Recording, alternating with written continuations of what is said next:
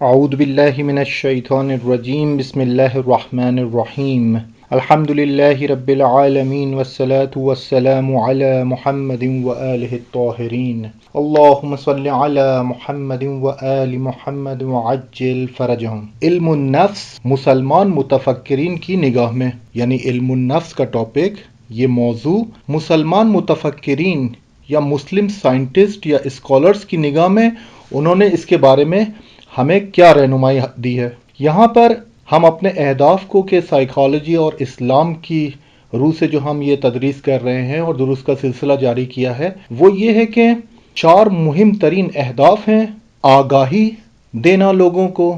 اور اس آگاہی دینے کے بعد لوگوں سے چاہنا کہ وہ ان انفارمیشن پر اور ان آگاہی پر توجہ کریں، اور توجہ کرنے کے بعد اپنی اصلاح کریں اور اصلاح کے مراحل کو رشد متعالی کی طرف لے کے جائیں۔ یعنی رشد لازمہ ہے اصلاح کے بعد، کیونکہ اصلاح کرنے کے بعد اگر رشد انسان میں نہیں آئے گی تو وہ ایک متوقف صورت میں، ایک منجمد صورت میں اس کے خزانے میں رہتی ہے اور وہ ڈیولپ نہیں کرتی۔ تو یہ جو ہمارا مقصد ہے ان موضوعات کو، سائیکالوجی اور اسلام کو بیان کرنے کا، پہلا اس میں یہ کہ ہم بیان کرنے کے بعد وہ چیزیں جو اسلامی تعلیمات سے ٹکراتی ہیں اس کا نقد کرتے ہیں، اس کا انکار کرتے ہیں قرآن کی روایات کی روشنی میں اور تعلیمات اسلامی کی روشنی میں، اس کا انکار کرتے ہیں، نقد کرتے ہیں۔ مگر وہ چیزیں جو اسلامی تعلیمات سے نہیں ٹکراتی، یا وہ نظریات، یا وہ درمان اور علاج، یا وہ انفارمیشن جو رائج سائیکالوجی نے، ماہرین نفسیات نے، حتیٰ غربی سائیکالوجی میں موجود ہے اور اس کا رابطہ مثبت ہے اسلامی تعلیمات میں، ہم اس کو نہیں چھیڑتے اور چھیڑنا بھی نہیں چاہیے۔ جو حق بات ہے، جو کسی نے علمی پیراہے میں کہہ دی ہے، ہماری تعلیمات اسلامی میں اگر ہمیں ملے گی تو ہم اس کو قبول کر لیں گے۔ مشکل وہاں آتی ہے جب کوئی ایسا نظریہ، کوئی ایسا ویسٹرن سائیکالوجسٹ، کوئی ایسا سائیکالوجسٹ جس کا خدا پر ایمان نہیں ہے، جو روح کو نہیں مانتا، جو نفس کی قدرتوں کو نہیں مانتا، اور وہ ایک نظریہ دیتا ہے جو کہ انسان اور انسانیت کے لیے خطر کا باعث ہے، ہم اس کو نقد کرتے ہیں اور اس کے مقابل میں اسلامی تعلیمات کو پیش کرتے ہیں۔ تو یہاں پر ہم نے بتایا کہ سائیکالوجی اور اسلام کا ہمارا جو مقصد ہے وہ آگاہی، توجہ، اصلاح اور رشد ہے۔ اس کے بعد یہ جو ہم نے ٹاپک کو ڈسکس کیا ہے، علم النفس، یعنی مسلمان متفکرین کی نگاہ میں علم النفس کیا ہے؟ یہ ٹاپک ہے علم النفس۔ علم النفس یہ اصطلاح ہے فلسفی۔ علم النفس یعنی یہ وہی سائیکالوجی ہے۔ اگر آپ نفس کو روح اور روان مان لیں اور علم کو شناسائی کر لیں، یا علم کو آپ کہہ دیں لوگوس، تو اس کا ترجمہ جو انگلش میں علم النفس کا ہوتا ہے وہ بھی سائیکالوجی ہوتا ہے۔ فرق کہاں آتا ہے؟ فرق یہاں آتا ہے کہ جب ہم کہتے ہیں سائیکالوجی تو اس سے ایک غربی اور ویسٹرن سائیکالوجی، یہی فروئڈ اور واٹسن اور اسکینر اور ان کے نظریات کی سائیکالوجی کی بو آتی ہے۔ تو یہاں پر دانشگاہ اور یونیورسٹی میں اور حوزہ علمیہ میں جو علوم انسانی اور اسلامی تعلیمات کو تدریس کرتے ہیں، ان علماء کے گروپس ہیں، یعنی 2 بڑے گروپس ہیں، اور وہ کہتے ہیں کہ اصل میں روان شناسی یا علم نفسیات یا سائیکالوجی دراصل استفادہ نہیں کرنا چاہیے، ہمیں کہنا چاہیے علم النفس۔ تو یہاں پر ایک گروہ الگ ہو جاتا ہے اور وہ کہتا ہے کہ ہمارے پاس سائیکالوجی نہیں ہے، ہمارے پاس ہے علم النفس۔ تو علم النفس کا عام عوام ان فلسفی مباحث اور یہ جو ڈیفرنٹ ٹرمینالوجیز ہیں اس سے آشنا نہیں ہے، اور ہم بھی اس سے قطع نظر کر کے صرف لوگوں کو یہ بتا رہے ہیں کہ خود سائیکالوجی میں اور علم النفس میں 2 مکتب موجود ہیں، 2 طرح کے تھاٹس ہیں، 2 طرح کے تفکر ہیں۔ ایک کہتا ہے کہ علم النفس ہے ہمارے پاس جو ہمیں اسلامی فلسفے سے حاصل ہوا ہے، اور سائیکالوجی یہ وہی سائیکالوجی یہ ویسٹ والی ہے یا غربی ممالک کی ہے، ایکسپیریمنٹل سائیکالوجی۔ تو یہاں پر علم النفس اور سائیکالوجی جدا ہو جاتی ہے، تو اس کو ذہن میں رکھنا ہے۔ مگر ہمارا جو اس سلسلہ تدریس کا ٹاپک ہوگا وہ ہوگا علم النفس مسلمان متفکرین کی نگاہ میں، ان کی نظر میں، کہ علم النفس کیا ہے، نفس کون سی چیزیں ہیں، کہ ابھی ہم بیان کریں گے کہ جو موضوعات ایک مائنڈ میپ کی صورت میں آپ کے سامنے ہوں کہ آگے آنے والے دروس میں کون سے موضوعات کو ہم کور کریں گے۔ ہم اس علم النفس کے ٹاپک کی ضرورت کیوں پیش آئی ہے، اس سے ہمارے اہداف کیا ہیں؟ ان اہداف میں سب سے جو مہم ہے وہ یہ کہ جو سائیکالوجی کے اسٹوڈنٹس ہیں، یا صرف سائیکالوجی کے اسٹوڈنٹس ایسا کہہ لیں، جو سائیکالوجی کے اسٹوڈنٹ ہیں جن کی اسلامک سورسز اور منابع اسلامی تک رسائی نہیں ہے، وہ لوگ اس علم النفس کے ٹاپک کو دیکھیں، اس سے انفارمیشن حاصل کریں، آگاہی حاصل کریں، کہ یہ دیکھیں کہ اس کا رابطہ رائج سائیکالوجی کے ساتھ کتنا ہے، کیونکہ یہ علم النفس اور یہ مسلمان متفکرین یہ اس رائج غربی سائیکالوجی سے بہت پہلے سے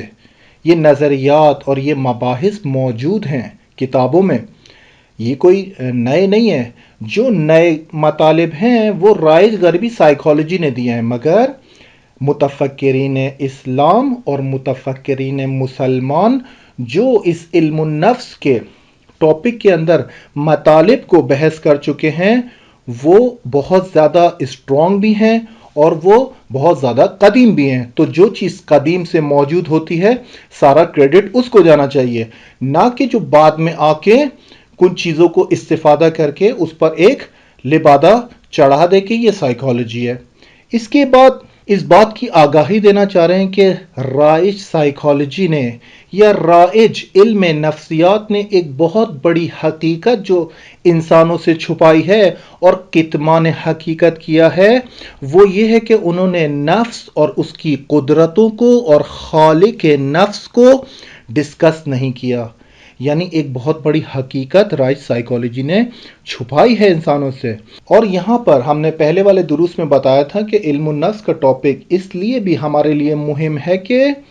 یہاں پر ہم نے کہا ہر عمل کی جڑ انسان کا نفس ہے، عمل نیک ہو یا بد، عمل اچھا ہو یا برا، عمل متعالی ہو یا پست، ہر عمل کی جڑ انسان کا نفس ہے۔ جب اس جملے کو ہم نے کہا کہ ہر عمل کی جڑ انسان کا نفس ہے، تو پھر یہ علم النفس کا ٹاپک اور نفس کے بارے میں جاننا اور اس کے بارے میں آگاہی حاصل کرنا ہمارے لیے واجب ہو جاتا ہے کہ ہم کم سے کم جان سکیں کہ نفس کے ٹاپک پر مسلمان متفکرین نے کیا ڈسکشن کی ہے۔ تو ہم جو اب یہ مائنڈ میپ بیان کر رہے ہیں، جو موضوعات 12 موضوعات کو ہم ڈسکس کریں گے آنے والے دروس میں، ان میں سے ایک ہے معرفت نفس، اس کے بعد ہے تعریف نفس اور اس کا وجود، اس کے بعد نفس کی اقسام کو بیان کریں گے جو کہ نباتی، حیوانی اور انسانی ہے، اس کے بعد مادی اور مجرد، یعنی وہی تجرد نفس، یعنی مجرد یہی وہی غیر مادی، یعنی نفس مجرد ہے، غیر مادی ہے یا مادی، اس کو آیات قرآنی اور روایت معصومین سے ڈسکس کریں گے۔ اس کے بعد ہم ڈسکس کریں گے کہ کیا نفس حادث ہے یا قدیم۔ حادث اور قدیم یہ علمی ٹرمنالوجی ہے اور اس پر ہم بحث کریں گے اور دیکھیں گے کہ حادث یعنی کیا اور قدیم یعنی کیا۔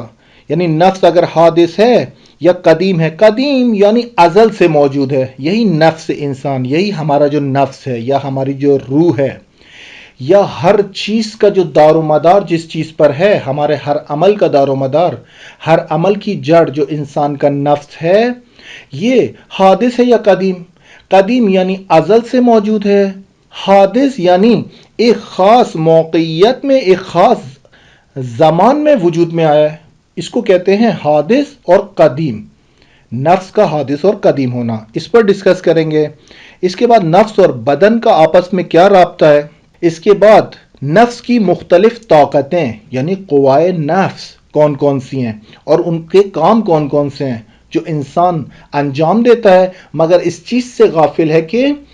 یہ کام کیسے انجام پا رہے ہیں، اس پر ڈسکس کریں گے۔ اس کے بعد नफ्स का सआदत और कमाल पर पहुंचना,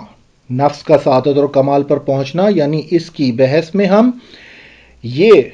मतालिब बयान करेंगे कि लश्कर जहल यानी जहालत के लश्कर की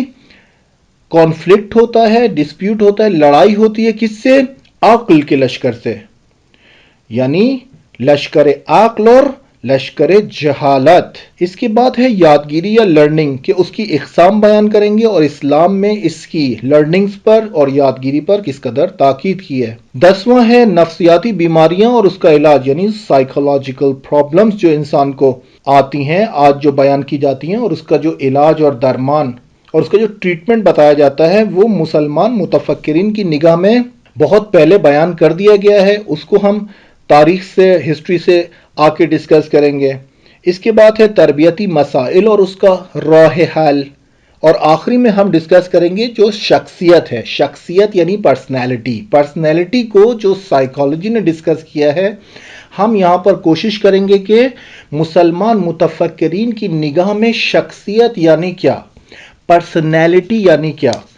यहाँ पर ये माइंड मैप है, 12 मौज़ूआत को हम डिस्कस करेंगे। सिर्फ आज के लिए इस मुकदमे को बताना ज़रूरी समझते हैं कि ये टॉपिक हमारे लिए खुल जाए, यानी हम आमादगी जाहिर करें कि ये इल्मुन नफ्स का टॉपिक हमारे लिए मुहिम क्यों है इस साइकोलॉजी में या आज के ज़माने में। हत्ता जो साइकोलॉजी के स्टूडेंट्स नहीं हैं उनके लिए भी ये जानना ज़रूरी है, और वो साइकोलॉजी के स्टूडेंट्स जो सिर्फ गरबी साइकोलॉजी पढ़ते हैं उनके लिए भी इस बात का जानना बहुत ज़रूरी है कि इस्लाम ने और मुसलमान मुतफक्किरीन ने इसके बारे में, इल्मुन नफ्स के बारे में क्या मतालिब बयान किए हैं। मौजू आगाज़ करने से पहले यहाँ पर मुकद्दमतन बयान कर रहे हैं कि देखें आज़ीज़ान, ये जो माहिरीन नफ्सियात हैं, ये जो साइकोलॉजिस्ट हैं, ये हमेशा इस जुस्तजू में लगे रहते थे कि इंसान के अमल और रफ्तार पर जो कावानीन, जो रूल्स और रेगुलेशंस हैं, जो हाकिम हैं, उसे कश्फ करें। साइकोलॉजी का इसकी डेफिनेशन भी और इसका सारा दारोमदार इसी दो जुमलों पर है, यानी हमेशा इंसान के अमल के पीछे या उसके मेंटल प्रोसेसिंग के पीछे लगे रहते थे और एक कावानीन कुल्ली उसको कश्फ करने के चक्कर में रहते थे कि एक कावानीन को और कवायद को जो इंसान के अमल पर और उसकी रफ्तार पर, उसके बिहेवियर पर हाकिम है, यानी हुक्म करते हैं कि ये अमल अंजाम दो। इसी हदफ की खातिर ये लोग क्या करते थे, इसी हदफ के लिए दिन रात की कोशिश करने के बाद खुद साख्ता तौर पर ये कुछ कवानीन बनाते थे और इन कवानीन को नाम दे दिया करते थे कवानीन कुल्ली। कहते थे कि ये कवानीन इंसान के नफ्स पर हाकिम होते हैं, यानी यही रवान पर हाकिम होते हैं। इन्हीं कवानीन के आपस में थोड़े से जोड़ तोड़ के बाद तारीख इल्म नफ्सियात या साइकोलॉजी की हिस्ट्री में हम देखते हैं कि 5 बड़े नुक्ता नजरात या अप्रोचेस वजूद में आए हैं। उनमें से एक है बायोलॉजिकल, दूसरा है साइको एनालिसिस, तीसरा है बिहेवियरिज्म, चौथा है कॉग्निटिविज्म और 5वां है ह्यूमैनिज्म। ये 5 बड़े मकातिब और नुक्ता नजरात वजूद में आए और इन सब के कवानीन कुल्ली हाकिम बर रफ्तार इंसान मुख्तलिफ हैं, यानी इन्हीं 5 मकतबों के एक कवानीन पे कोई भी मकतब नहीं चल रहा। तो यहां पर हम ये बयान करना चाह रहे हैं कि साइकोलॉजी ने जब बयान किए कि कवानीन और कवाइद कुल्ली जो इंसान के नफ्स पर, उसके रवान पर, उसकी रफ्तार पर, उसके अमल पर हावी होते हैं, हाकिम होते हैं, तो फिर ये डिफरेंस क्यों, ये सारे एक के बाद एक मकातिब वजूद में क्यों आ रहे हैं, जबकि होना तो ये चाहिए था कि हमारे पास सिर्फ एक कानून और कवाइद का दस्ता हो जो इंसानी तजुर्बे के तमाम रुख बयान करे। होना ये चाहिए था। आइडियल सिचुएशन तो ये थी कि हमारे पास एक दस्ता होता, वो कवाइद होते, वो कवानीन कुल्ली होते और वो हाकिम होते जो इंसान के तमाम अबआद को, तमाम डायमेंशंस को अपनी नजर में रखते और फिर तजुर्बे इंसानी को हर रुख से देखने के बाद वो कोई कानून को बयान करते। हालांकि फिलहाल अभी तक कोई ऐसा नजरिया हमारे पास नहीं है। हमारे पास गरबी साइकोलॉजी या साइकोलॉजिस्ट, वेस्टर्न साइकोलॉजिस्ट से جو بھی ہمارے پاس آیا ہے وہ ہر کسی نے اپنا نظریہ پیش کیا ہے، ایک کے بعد ایک اپنا نظریہ دے کر یہی 5 جو بڑے ہم نے مکتب بتائے ہیں ان سب کے الگ الگ نظریات ہیں۔ مثال کے طور پہ ہم یہاں پر 2 بڑے مکتب یعنی انسان گرائی اور رفتار گرائی، انسان گرائی یعنی ہیومنزم اور رفتار گرائی یعنی بیہیویئرزم، ان دونوں کے مکتب اور ان کے فاؤنڈرز کے جملے کو ہم بیان کرتے ہیں یہاں پر صرف مثال دینے کے لیے کہ قوانین حاکم بر رفتار انسان مختلف ہے، ایک قواعد کا دستہ نہیں ہے، ایک قانون بندی نہیں ہے، ہر کسی نے اپنا نظریہ پیش کیا ہے۔ اس میں یہاں پر ادراک میں فرق ہے، یعنی کسی چیز کو درک کرنے میں فرق ہے، اور علمی اختلافات ہیں، خود سائیکالوجسٹ کے درمیان علمی اختلافات ہیں۔ یہی اختلافات آپ دیکھ لیں جان بی واٹسن اور ابراہم میزلو، یہ 2 بڑے نام ہیں۔ جان بی واٹسن بیہیویئرزم کا فاؤنڈر ہے، مکتب بیہیویئرزم رفتار گرائی کا، اور ابراہم میزلو انسان گرائی اور ہیومنزم کا فاؤنڈر ہے۔ یہاں پر واٹسن جو مکتب رفتار گرائی کا فاؤنڈر ہے وہ کہتا ہے کہ اب یہ اس کے یہاں پر جملے کو دقت سے سنے کہ اس نے اس کا یہ مشہور جملہ ہے، تمام رفتار گرائی اور بیہیویئرزم کی کتابوں میں نیٹ پر موجود ہے، سب کی رسائی ہے کہ اس کو جا کے انگلش میں پڑھ لے یا اپنی زبان میں ترجمہ پڑھ لے۔ یہ واٹسن جو بیہیویئرزم کا فاؤنڈر ہے، جس کا سارا دار و مدار یہ ہے کہ رفتار یعنی عمل انسان کو کسی بھی حالات میں اور کسی قید و بند کے علاوہ، یعنی ہر طرح سے انسان کو ایک اسٹیمولائی اور رسپانس اور ایک محرک پاسخ کے ذریعے اس کی رفتار کو چینج کیا جا سکتا ہے۔ مین جو رفتار گرائی اور بیہیویئرزم کا کانسیپٹ ہے وہ یہ ہے، اور بہت ہی افراد پہ جا کر جان بی واٹسن نے یہ جملہ کہا کہ مجھے آپ چند بچے میرے اختیار میں دیں، چھوٹے بچے جو بدنی طور پر سالم ہوں، سالم محیط سے آئے ہوں اور فزیکلی فٹ ہوں، یہ بچے میرے اختیار میں دیں تاکہ میں ان کی پرورش کروں۔ اور یہ واٹسن کہتا ہے کہ میں ضمانت دیتا ہوں کہ میں جب ان بچوں کا انتخاب کروں گا تو تصادفی کروں گا، یعنی ایسا نہیں ہے کہ میں ان سے سوال جواب کروں گا اور دیکھوں گا کہ کون زیادہ کلیور ہے اور کون زیادہ سست ہے اور کون انرجیٹک ہے، نہیں، اس نے ضمانت دی۔ واٹسن کہتا ہے کہ آپ بچے مجھے دیں جو بدنی طور پر اور شرائط محیطی سلامت رکھتے ہوں، سالم ہوں اس حوالے سے، اور میں ان کی پرورش کروں گا، اور میں ضمانت کرتا ہوں کہ جب میں ان بچوں کا انتخاب کروں گا تو تصادفی کروں گا، یعنی بالکل کسی شرائط کے بغیر ان کا تصادفی طور پر انتخاب کرنے کے بعد آپ کو جو پروفیشن پسند ہے، آپ جو چاہتے ہیں وہ مجھ سے لے لیں، میں ان کی پرورش کروں گا، اور آپ مجھے بتائیں آپ چاہتے کیا ہیں۔ آپ کو ڈاکٹر چاہیے، آرٹسٹ چاہیے، لائر چاہیے، بزنس مین چاہیے، حتیٰ آپ کو بیگر چاہیے، فقیر چاہیے، یا رابر، ڈاکو، چور، نشئی، اور اس کے علاوہ یہ کہتا ہے کہ جو آپ کو چاہیے میں آپ کو تحویل دوں گا۔ ایڈیشن کرتا ہے، اس بات کا اضافہ کرتا ہے کہ میں اس بات پر کوئی توجہ نہیں کروں گا کہ اس بچے کے اندر ذاتی استعداد ہے یا نہیں، یہ آمادگی رکھتا ہے یا نہیں، اس کے اندر رغبت موجود ہے، اس کے پاس قدرت ہے اس کام کو انجام دینے کی، یا اجداد کی وراثت کا اثر، ان کسی بھی بارے میں ان پر توجہ نہیں کروں گا۔ توجہ کیے بغیر جو چاہے آپ مجھ سے لے لیں، میں بناؤں گا۔ یہ افراطی نظریہ بیہیویئرزم کا، یعنی بالکل ایک افراط کی کیفیت میں جا کے اور ایک پراؤڈ اور ایک تکبرانہ لہجے میں وہ کہتا ہے کہ مجھ سے جو چاہیں آپ وصول کر لیں، ٹھیک ہے۔ یہاں پر ہم نے بتایا بیہیویئرزم۔ اس کے مقابلے میں آپ ابراہم میزلو کو دیکھیں کہ ابراہم میزلو پہلے رفتار گرائی اور بیہیویئرزم کا انقلابی تھا۔ ابراہم اپنی کتابوں میں لکھتا ہے کہ میں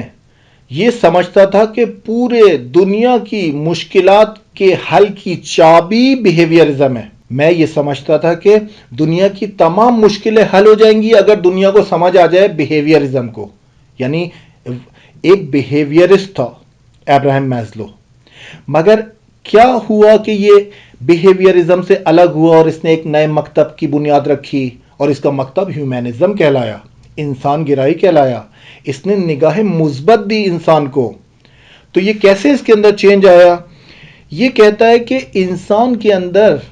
ذاتی طور پر کچھ خصوصیات موجود ہیں، اور ان خصوصیات کو استعمال کر کے انسان اپنی شخصیت بنا سکتا ہے. یعنی بالکل اس کے برعکس جو جان بی واٹسن نے کہا. اس نے اپنا مکتب اس سے الگ کیا اور ابراہم میسلو نے نیاز انسان پر اپنا نظریہ پیش کیا اور انسان کو ایک مثبت ایک پازیٹیو نگاہ سے دیکھا. تو یہاں پر آپ نے دیکھا کہ دو بڑے مکتب ہیں، انسان گرائی اور رفتار گرائی، ہیومنزم اور بیہیویئرزم. دونوں کے درمیان کتنا فرق آ گیا. تو یہ فرق بتا رہا ہے کہ وہ قوانین کلی یا وہ قواعد حاکم بر رفتار انسان جو انسان کے عمل پر حاکم ہوتے ہیں وہ ایک نہیں ہے. یہ مثال ہم نے دے کے سمجھایا کہ دو بڑے مکتب ہیں اور دونوں کا نظریہ انسان کے تجربے اور انسان کی شخصیت اور اس کے لرننگ کے بارے میں مختلف ہے. یہ کیوں ہوا ہے؟ ہم نے بتایا کہ درک کے فرق میں اور علمی اختلاف کی بنیادوں پر. ایک جو کوہن نے اپنی ایک کتاب میں، جس کتاب کا نام ساختار انقلاب ہائے علمی، اس کا نام ہے کہ سائنٹیفک ریولوشن، اس میں لکھتا ہے کوہن کہ ہر علم جو ہے وہ ایک چارچوب میں ہوتا ہے، ایک باکس کے اندر ہوتا ہے، ایک قوانین کے اندر ہوتا ہے. اس کو وہ کہتا ہے پیراڈائم. یعنی وہ کہتا ہے کہ ہر علم ایک پیراڈائم کے چارچوب میں عمل کرتا ہے، اس کے اندر ہوتا ہے اور پھر پیش رفت کرتا ہے، یعنی ڈیولپ کرتا ہے. اور یہ پیراڈائم جو ہے یہ وہی جہان بینی یا وہی فکر و تفکر ہے. خود کوہن کا یہ جملہ ہے کہ تھامس کوہن یہ کہتا ہے کہ ہر علم پیراڈائم کے اندر ہوتا ہے، اور پیراڈائم کیا ہے؟ وہی جہان بینی، وہی جو آپ کی وسعت نظری ہے، وہی جو آپ کی فکر ہے، آپ اس سے پیراڈائم بناتے ہیں اور پھر اس پیراڈائم کے اندر جو چاہے علم کا نام لے کر بے عنوان نالج یا بے عنوان علم آپ جو کہیں وہ انسان قبول کرتے ہیں. مگر مہم یہ ہے کہ وہ پیراڈائم کون سا ہے. مہم یہ ہے کہ وہ چارچوب، وہ باکس، اس کے طریقہ کار اور اس کے سارے بنیادی قواعد و قانون کس پر کھڑے ہوئے ہیں. یہی جو تفاوت اور یہی فرق جو ہم دیکھ رہے ہیں یہ دلیل ہے کہ یہ جو سائیکالوجسٹ نے اپنے نظریات دیے ہیں یہ کسی ریسرچ کو شروع کرنے سے پہلے ایک خاص قسم کے پیراڈائم کے اندر انسان کے ٹاپک کو اپنے دماغ میں رکھتے تھے، ایک خاص قسم پر. یعنی ایک پیراڈائم ان کے دماغ میں ہے، ایک جہان بینی ہے، ایک تفکر ہے، اور وہ تفکر ہے مادی. وہ اس تفکر میں خدا نہیں ہے، اس تفکر میں خالق ہستی موجود نہیں ہے، اس تفکر میں روح کی پاور اور نفس کی قدرتیں یہ کچھ بھی موجود نہیں ہے. یہ جو سائیکالوجی کا حال دیکھ رہے ہیں ہم، اس کو یہاں پر کیسے پہنچا ہے؟ یہ اسی پیراڈائم کے ذریعے پہنچا ہے. صرف مادی کو دیکھیں گے، غیر مادی کو آپ نے نکال دیا. اب جب یہ پیراڈائم اور یہ جہان بینی اور تفکر آپ کے دماغ میں موجود ہے تو پھر آپ آئیں گے ریسرچ کرنے، پھر آپ آئیں گے اپنی جرنل ججمنٹس دیں گے، پھر آپ آئیں گے انسان کے ٹاپک کو ڈسکس کریں گے، آپ تجربیات کریں گے، ماہیات کلی ہستی کے بارے میں تجربیات کریں گے، آپ کے بلیفز انسان کی ماہیت کیا ہے، آپ کے وہ بلیفز جو ماہیت شناخت انسان کیا ہے. اسی طرح ہر چیز کو جب آپ ڈسکس کریں گے تو جو نتیجہ آئے گا وہ نتیجہ اسی پیراڈائم سے گزرنے کے بعد حاصل ہوگا. اور وہ پیراڈائم وہاں پر روح نہیں ہے، نفس نہیں ہے، خدا موجود نہیں ہے، ہر چیز کو مٹیریلسٹک نگاہ سے دیکھا ہوا ہے. اسی طرح علم النفس کے ٹاپک میں جو ٹاپک ہم نے سلیکٹ کیا ہے اس میں بھی ہمارے پاس ایک پیراڈائم ہے اور وہ پیراڈائم خاص ہے، اور اس سے ہم جو حاصل کرنا چاہ رہے ہیں یا وہ تفکر فلسفی جو ہم دینا چاہ رہے ہیں کہ مسلمان متفکرین نے دیا ہے علم النفس یا سائیکالوجی کے بارے میں، وہ کون سے ہیں؟ ایک اس میں سے ہے انسان ہے ایسی موجود جو مادی اور مجرد ہے. مادی بھی ہے یعنی بدن، مجرد بھی ہے یعنی اس کا نفس اور اس کی روح. دوسرا ہے جو متفکرین کہتے ہیں، وہ کہتے ہیں کہ نفس انسان کا مین ڈائمینشن رول ہے، یعنی بعد اصلی آدمی نفس ہے. تیسرا وہ کہتے ہیں نفس غیر مادی ہے جو کہ مقدمہ بنتا ہے انسان کی زندگی جاودانہ اور آخرت میں اس کی سعادت کے لیے. نفس غیر مادی ہے. چوتھا وہ بیان کرتے ہیں کہ انسان ایک موجود ہے جس کے پاس اختیار ہے اور اس کے پاس سارے کام کرنے کے ذرائع موجود ہیں، اپنی شخصیت کو خود بنا بھی سکتا ہے، اپنی شخصیت کو خود خراب بھی کر سکتا ہے، اور حرکت کرتا ہے، کمال کے لیے یا حرکت کرتا ہے پستی میں جانے کے لیے؟ کیونکہ اختیار ہے اس کے پاس، اور اپنی حرکت کو اگر کمال اور سعادت کی طرف لے کے جائے تو اسلام کی نگاہ میں یہی قرب خدا یا قرب الہی کہلاتا ہے۔ تو یہ جو پیراڈائم ہے جس پر ہم تفکر فلسفی یا اندیشمندان مسلمان یا متفکرین مسلمان ان کے مباحث اور مطالب کے ذیل میں ہم علم النفس کو ڈسکس کریں گے کہ علم النفس کے ٹاپک میں کون کون سے ایسے جذاب مطالب ہیں جو ہمیں پتہ بھی لگنے چاہیے، اور کچھ مطالب ایسے ہیں جو عام طور پر معاشرے میں ڈسکس نہیں کیے جاتے۔ آج کے لیے اتنا ہی، وصلی اللہ علی محمد و آل محمد۔